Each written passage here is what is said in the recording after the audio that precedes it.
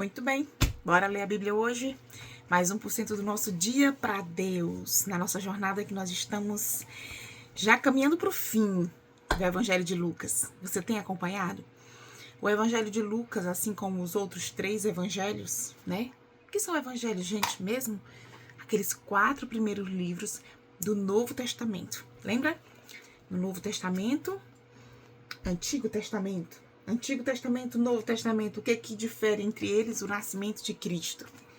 E eu sempre aconselho a pessoa que nunca leu a Bíblia, leia primeiro o Novo Testamento.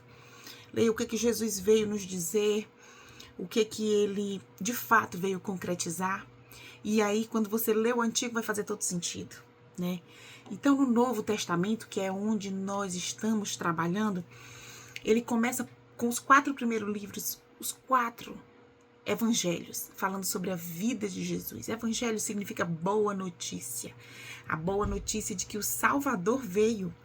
Todo o povo do Antigo Testamento, eles esperavam a vinda de um Salvador. E aí o Novo Testamento chega com esse Salvador. E nós escolhemos o Evangelho de Lucas para trabalhar. Por que Lucas?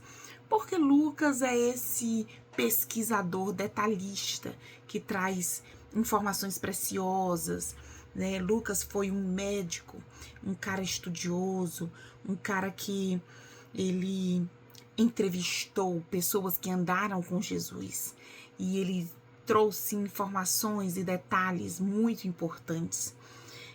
Para além de Lucas ser esse homem detalhista e cuidadoso, nós cremos que foi o Espírito Santo que instruiu, que direcionou cada um dos homens que escreveram essa palavra. Muitos homens escreveram, porém apenas alguns foram instruídos e inspirados por Deus. E ao longo da história, né, isso se confirmou. Por isso é que nós temos a nossa palavra com 66 livros, né, aqui dentro, inspirados por Deus e escritos por mais de 40 homens diferentes, em épocas diferentes, com vidas diferentes, profissões diferentes, instruções diferentes, mas todos guiados pelo Espírito Santo. E ao longo de muitos anos, isso foi se confirmando, e por isso que essa nós podemos dizer com autoridade que é a palavra de Deus. E nós escolhemos Lucas, né? Desses 4 evangelhos, nós escolhemos Lucas, também porque Lucas escreve depois um outro livro que vai contar a história da igreja. E nós pretendemos, em nome de Jesus, quando terminar a leitura de Lucas, iniciar a leitura desse segundo livro, que chama Atos dos Apóstolos. Então, hoje nós vamos continuar nossa leitura, que já estamos no capítulo 17. Vamos lá. Lucas, terminamos o 17. Isso, terminamos o 17, vídeo anterior, lembram?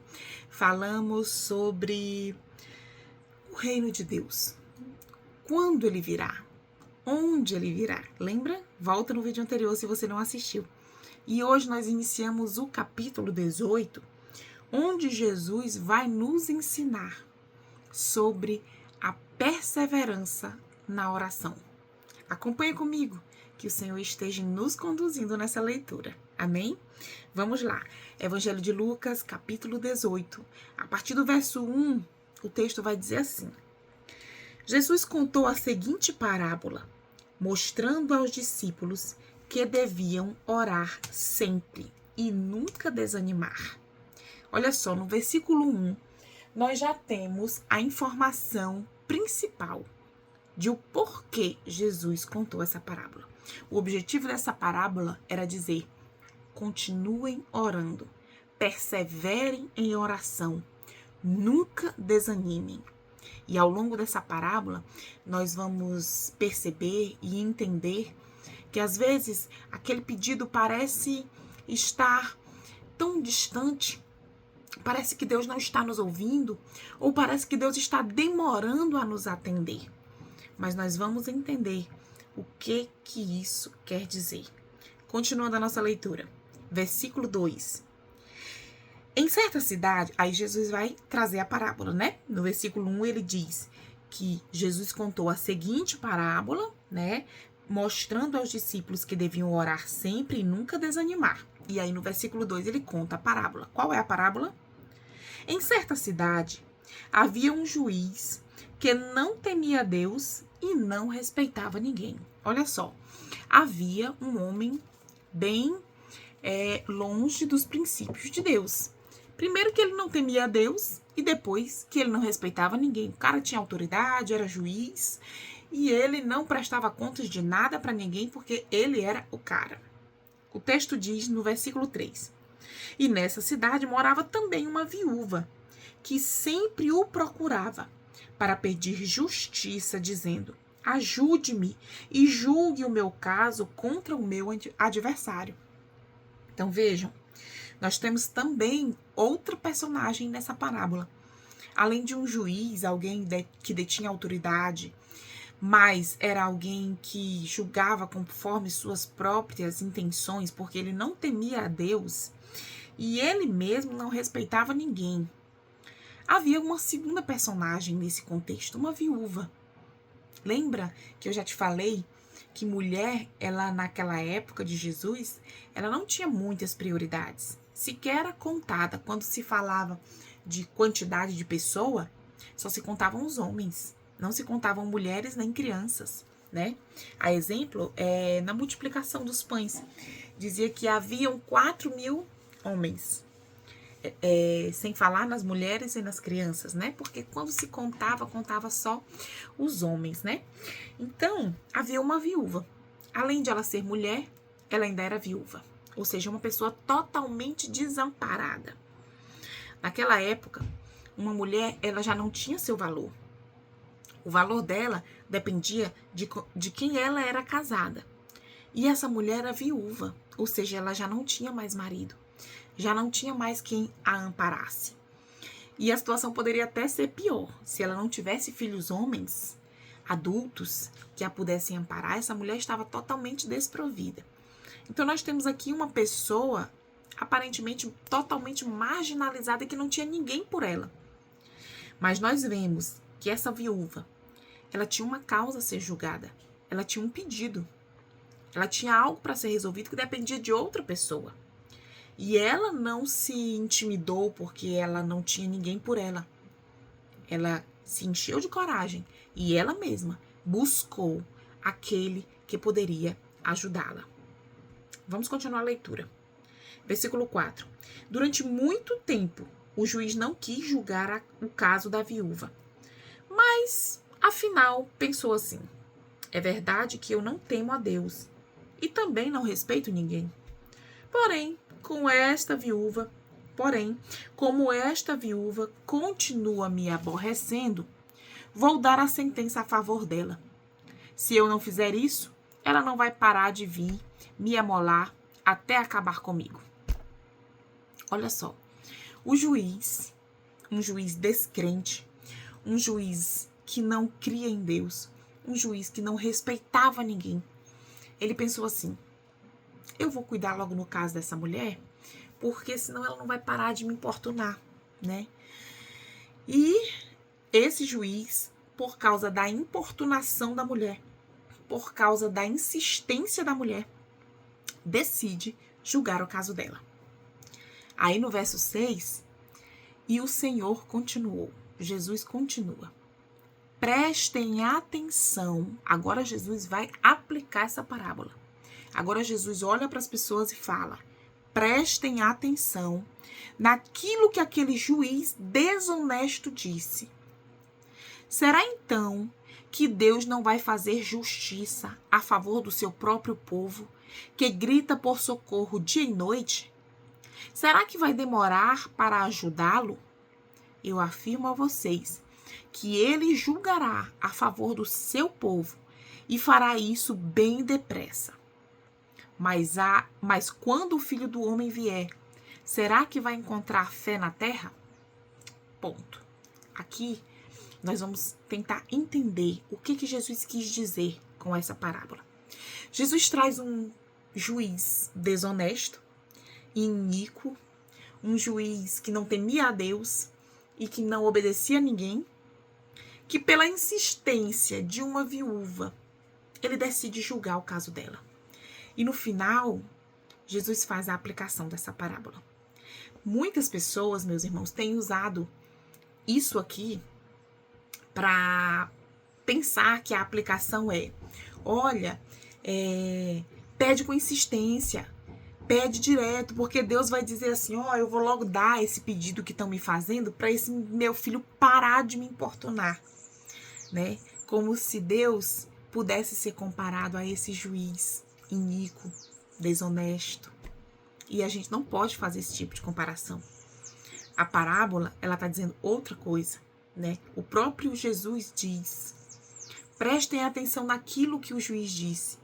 Será então que Deus, ou seja, se aquele juiz, um homem falho, pecador, que já se intitula não crê em Deus, que já se intitula não respeitar ninguém, que o próprio Jesus diz no versículo 6 que ele é desonesto, se aquele homem trouxe julgamento para a viúva que lhe pedia com insistência, embora pelo motivo errado, ou seja, o motivo era a insistência, que ele não queria ser mais importunado, quanto mais Deus, o nosso Pai, um Deus que cuida de nós, um Deus que ouve as nossas orações, um Deus que conhece os nossos corações, um Deus que se preocupa conosco, um Deus amoroso e zeloso.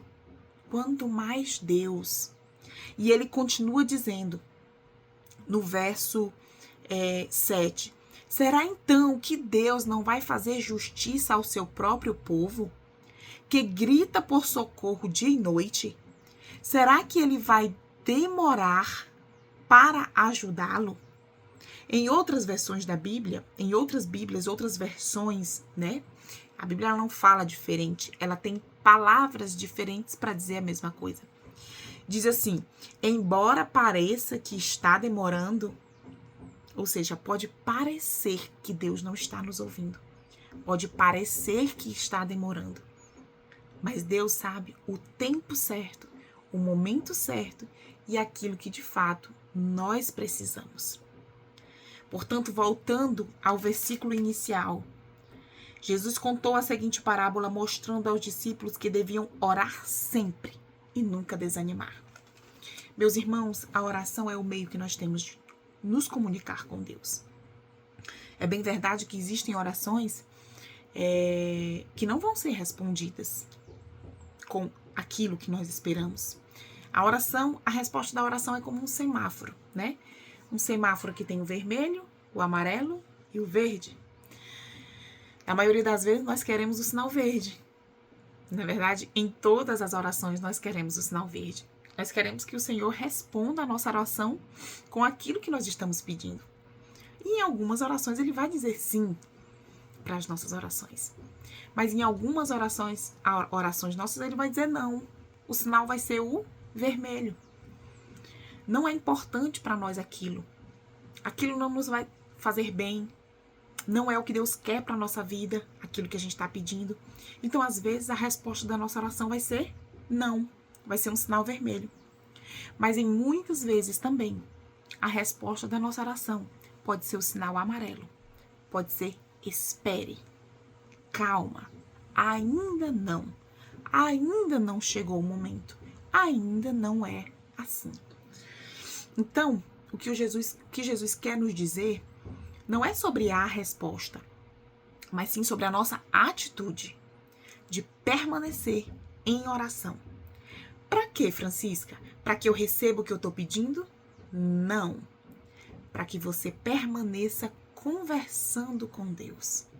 E através dessa conversa, Ele possa trazer ao teu coração o que Ele realmente quer que aconteça na tua vida. Através daquela tua oração, através daquele momento perseverante, ou seja, de constantemente estar diante de Deus, você possa nessa conversa, nesse relacionamento, entender se aquele teu pedido é algo que Deus quer que aconteça, se é algo que Deus não quer que aconteça, ou se é algo que você precisa esperar. Mas você precisa perseverar em oração. Você precisa constantemente estar conversando com Ele. Entendeu? Esse é o sentido. Se um juiz iníquo escuta e julga, quanto mais Deus. Deus está escutando, meus irmãos, as nossas orações. Agora, nós não podemos desanimar. Nós não podemos deixar de orar porque não fomos atendidos. O Senhor, Ele já conhece a nossa oração antes mesmo de a gente abrir a boca. Porém, Ele quer relacionamento. Ele quer conversa. Ele quer assunto com a gente. Ele quer que nós abramos as nossas bocas e conversemos com Ele. Coloquemos para fora para que a gente mesmo escute o que a gente está falando. Nossa mente precisa escutar isso, trabalhar isso. E aí o Espírito Santo vai trazendo esse retorno de Deus para o nosso coração. Será que é isso mesmo que Deus quer para a nossa vida? Isso que a gente está pedindo? Ou Ele não quer aquilo? Ou Ele não quer aquilo agora? Entenderam? Por que nós precisamos estar orando sempre? É para que nós mesmos escutemos de Deus o que Ele quer para a nossa vida. Mas eu quero falar contigo sobre a última frase desse trecho que a gente leu, que é bem intrigante. Depois que ele fala que Deus vai nos ouvir sim, que Deus está escutando o nosso clamor sim, ele encerra o versículo 8 dizendo algo que parece não fazer sentido. Ele encerra dizendo assim: mas quando o Filho do Homem vier, será que vai encontrar fé na terra? Parece deslocado, né? Mas o que esse texto está querendo dizer, e eu vou já te explicar por quê, será que quando o Filho do Homem vier, ele vai encontrar vocês orando e perseverando? Será que é isso que o texto está querendo dizer, Francisca? Vamos entender. Já falei várias vezes para vocês. Um texto, ele precisa ser analisado no seu contexto, né? E nós lembramos que nós falamos no capítulo 17, nos últimos versículos do capítulo 17, está no vídeo anterior, sobre a vinda do reino. Quando seria a volta de Jesus? Quando que o reino de Deus definitivamente seria instaurado? Lembra? Capítulo 17, dos versículos 20 até o 37. No vídeo anterior, nós falamos sobre isso. E aí, hoje, nós estamos tratando dessa parábola sobre perseverança, sobre oração, né? E aí, eu falo uma frase para vocês que nós falamos no vídeo anterior. A questão não é sobre quando o reino vai vir, sobre onde isso vai acontecer. Não fique se perguntando sobre isso, sobre quando ou sobre onde. Em vez disso, permaneçam orando. Viu como agora a gente interligou o texto de ontem com o texto de hoje? Em vez de ficar se perguntando quando e onde essas coisas sobre a vinda do reino vão acontecer, permaneçam orando. Vigiem, orem, conversem com Deus, estejam em permanente relacionamento com Ele. É sobre isso. Se nós estivermos permanentemente conversando com Deus, em comunhão com Deus, com uma vida andando com Deus, certamente, quando o reino de Deus vier, quando o Filho do Homem vier, o Filho do Homem, Jesus, é sobre Ele. Quando Ele vier, nós estaremos preparados e não seremos pegos de surpresa. Amém? Tudo a ver com o final do capítulo 17. E é sobre isso, meus irmãos, sobre essa necessidade de nós estarmos orando sempre e nunca desanimar. Muitas vezes nós vamos escutar aqui ou ali coisa que nos desanimem, mas coloque diante de Deus. Coloca as situações difíceis diante de Deus, converse com Ele, trace um diálogo, uma conversa, né? Eu tenho certeza que o Espírito Santo vai tratar isso no seu coração. Se essa sua oração é da vontade de Deus, ou se não. Ou se é para você esperar mais um pouquinho. Amém?